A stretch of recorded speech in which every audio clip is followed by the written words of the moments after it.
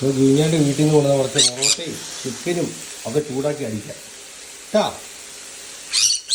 അടിക്കാം. കുഞ്ഞിനെ ചീട് തരാം കേട്ടാ. കുഞ്ഞിന് ചീട് തരാം. കുഞ്ഞിന് ഉണ്ടാക്കാൻ സഹായിക്കും, വഴക്കുണ്ടാക്കാതെ. വെളിച്ചെണ്ണ ഉണ്ടാക്കാൻ സഹായിക്കും. വെളിച്ചെണ്ണ ഇടയ്ക്ക് ഓരോരുത്തർ തിന്നെ നോക്കിക്കോണം കേട്ടോ. കുഞ്ഞിനെ ഏൽപ്പിച്ചേക്കോ. ശരിയാക്കാം. ഇതുപോലെ വലിച്ചു പറിച്ചേ.